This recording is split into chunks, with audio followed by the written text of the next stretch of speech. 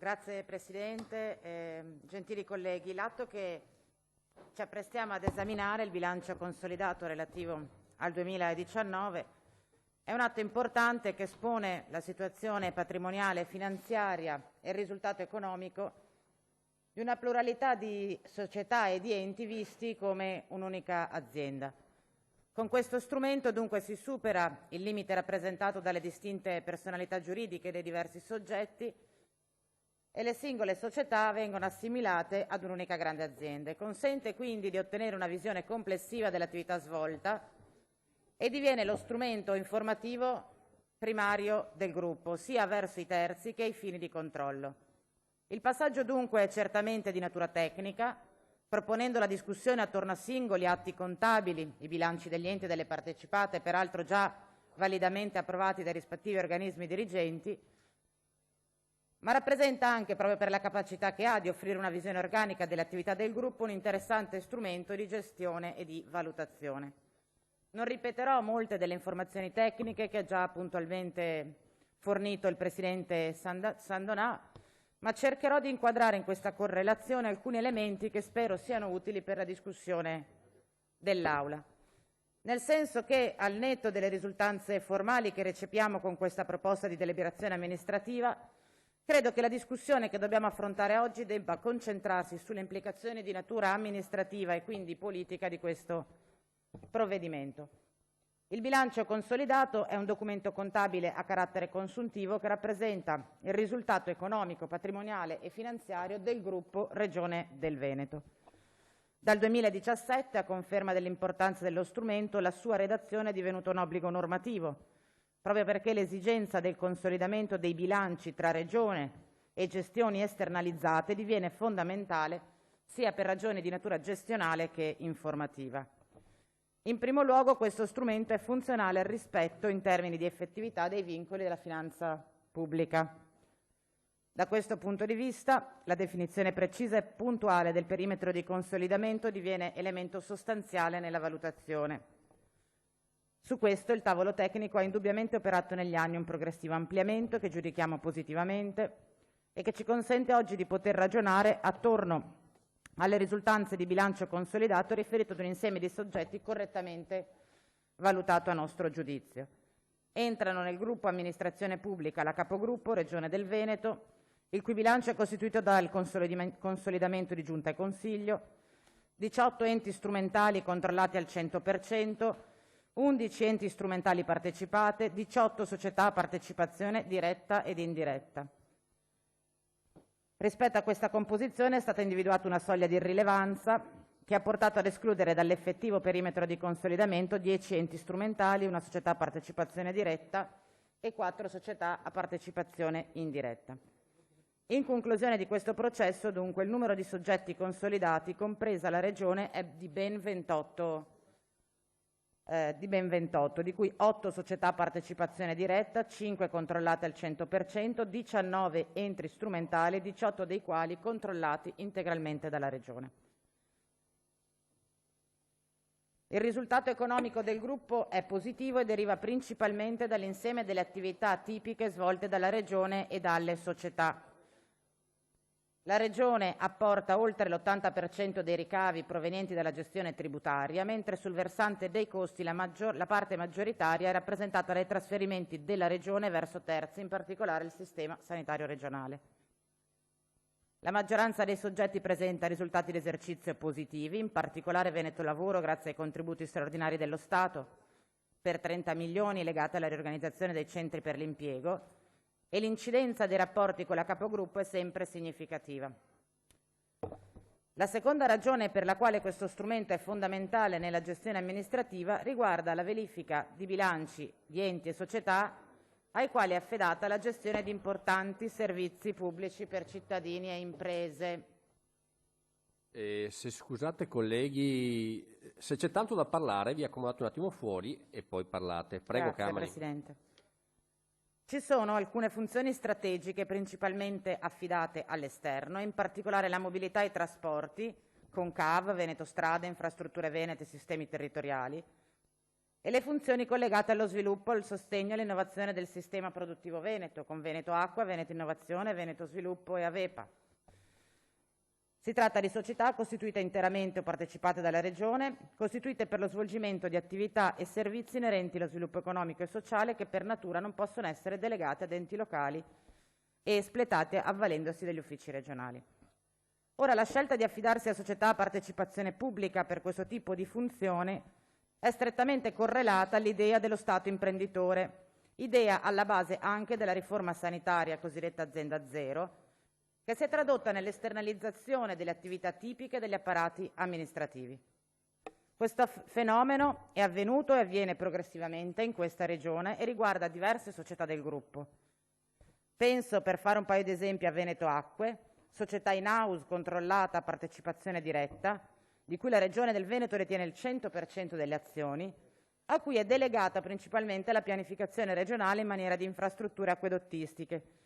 e che dal 2020, attraverso una modifica dello Statuto, ha integrato con interventi in campo ambientale e di difesa del suolo la sua missione aziendale.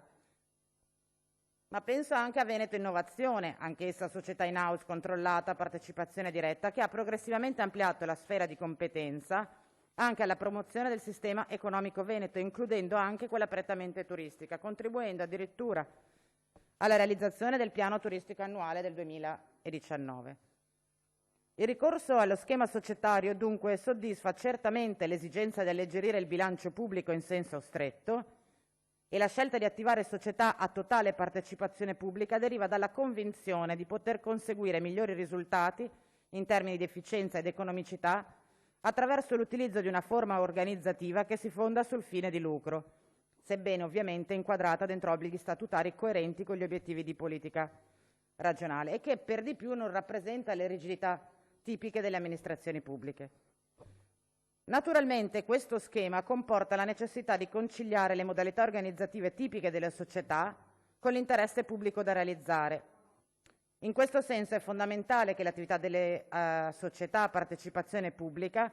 sia analizzata in termini funzionali rispetto ai reali interessi perseguiti e che siano definiti criteri di valutazione molto stringenti.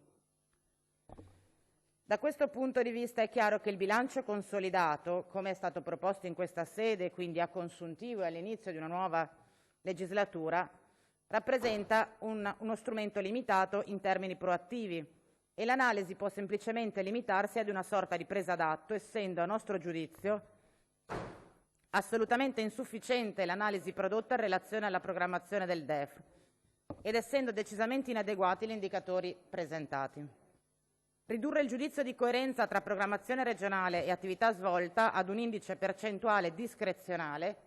crediamo sia un indicatore troppo limitato per svolgere questo tipo di analisi qualitativa sull'efficacia delle politiche pubbliche realizzate attraverso soggetti esterni alla Regione del Veneto. Le valutazioni che potremo al contrario effettuare in corso d'opera saranno certamente più utili e mi riferisco, giusto per fare un esempio, alla gestione degli ATER che sarà necessario monitorare soprattutto alla luce del recente intervento normativo con l'obiettivo di verificare l'effettiva capacità di corrispondere al rilevante interesse pubblico correlato alle politiche della casa e alla lotta alle disuguaglianze. Infine, attraverso il bilancio consolidato, rappresentando la Regione del Veneto come una sorta di entità operativa, economica e patrimoniale unica, consente di poter ragionare attorno ad una visione d'insieme delle attività svolte dall'ente, seppur attraverso il gruppo, e di valutare l'adeguatezza delle forme di governance attivate e la capacità di costruire un sistema semplificato e funzionale. Su questo versante si deve segnalare il perfezionamento nel 2020 dell'operazione iniziata nel 2018 sul sistema ferroviario. La Regione ha infatti ricevuto a metà 2019 da sistemi territoriali SPA l'intera partecipazione ad infrastrutture venete. Stiamo parlando di società di capitale interamente partecipate dalla Regione e in un secondo momento, a seguito di scissione parziale di sistemi territoriali, sono state trasferite infrastrutture venete, tra le altre cose la gestione dell'infrastruttura ferroviaria della tratta Adria-Mestre e il parco rotabile di sistemi territoriali, che mantiene invece, tramite proroga e in attesa di gara, il contratto di servizio per il trasporto passeggeri. Da gennaio 2020, a completamento delle operazioni, Infrastrutture Venete è subentrata alla Regione anche nella realizzazione degli obiettivi della politica di trasporto ferroviario, ad ulteriore conferma della tendenza all'esternalizzazione di quanto dicevo precedentemente. Un ultimo aspetto da evidenziare riguarda la vicenda Veneto Sviluppo SpA. La società partecipata per il 51% della Regione del Veneto e per il 49% da soci privati facenti parte del gruppo bancario. Come sapete, la società opera in due diverse aree: da un lato un'attività più prettamente finanziaria e dall'altro un'attività di gestione degli strumenti finanziari agevolativi in coordinamento stretto con la Regione. Oltre alla costituzione negli anni scorsi del Fondo Veneto Mini Bond e alla gestione di partecipazione societaria, la società ha continuato fino al 2019 a svolgere il proprio ruolo di soggetto attuatore delle politiche regionali in campo economico, impegnando oltre 50 milioni di risorse regionali e utilizzando i fondi regionali di garanzia. Come tutti sappiamo, però, la normativa europea sugli affidamenti dei servizi di gestione delle risorse pubbliche ha previsto tassativamente che per l'individuazione del gestore dei fondi regionali si ricorra a procedure di evidenza pubblica. Sebbene dunque la società confermi nel 2019 i risultati positivi della gestione per poco più di 800.000 euro, mi pare evidente che il problema della definizione di una strategia complessiva regionale rispetto alla gestione delle risorse pubbliche e dei fondi di rotazione non sia più rinviabile. La tattica di voler progressivamente svuotare la società prima dell'inevitabile gara pubblica non mi pare sufficientemente lungimirante e certamente non risolutiva del problema. Abbiamo visto la proroga di maggio fino a fine 2021 della convenzione con Veneto Sviluppo, motivata dalla necessaria velocità di azione in riferimento alle emergenze economiche legate alla pandemia, ma sappiamo da quasi 48 mesi che questo momento sarebbe arrivato e farsi trovare impreparati è, a nostro giudizio, abbastanza grave. Trasferire subito le risorse finanziarie disponibili di Veneto Sviluppo relative ai fondi di rotazione regionale, pari a circa 60 milioni, e programmare già dal 2022 la restituzione degli altri fondi regionali rappresenta una soluzione operativa di basso respiro e nulla dice sul futuro della società e delle politiche regionali. Inoltre, la manovra tentata a luglio su Avepa nelle more delle varie scadenze non solo non ha affrontato e risolto la questione, ma ha ulteriormente accresciuto le preoccupazioni degli operatori. E questo perché, a nostro giudizio, vale esattamente quello che si diceva prima, e cioè che la definizione di un gruppo societario per lo svolgimento delle attività di competenza regionale funziona ed è utile solo se, parallelamente alle scelte di natura tecnica, si costruiscono e definiscono sistemi di governance in grado di garantire efficienza, efficacia e accountability. Il tentativo di delegare ad Avepa, organismo pagatore che gestisce aiuti, contributi, premi, fondi, aiuti in materia di agricoltura, di sviluppo rurale, anche funzioni amministrative in materia di gestione finanziaria, tipicamente appunto in capo a Veneto Sviluppo, non è una proposta adeguata alle sfide impegnative che abbiamo davanti. Non lo è per Veneto Sviluppo, che offre comunque professionalità e competenze che non andrebbero disperse, e non lo è per il settore primario, che ha potuto contare in questi anni di una società efficiente e totalmente ad esso dedicata. Non lo è in generale per le imprese e i cittadini del Veneto. Ecco perché pensiamo che, anche partendo da questo bilancio consolidato e per evitare ulteriori ritardi che oggi davvero sarebbero inspiegabili oltre che imperdonabili, si apra subito una riflessione seria su come definire una governance rinnovata e coerente per questo settore strategico dell'economia veneta, e che sulla base di questa riflessione si possa quanto prima definire una riorganizzazione del lavoro e della struttura delle partecipate coerenti con gli obiettivi e adeguate alla necessità che questo tempo ci consegna. Ecco, questi in sintesi gli elementi che è utile, a mio giudizio, avere a fuoco per affrontare la discussione di oggi. Grazie Presidente.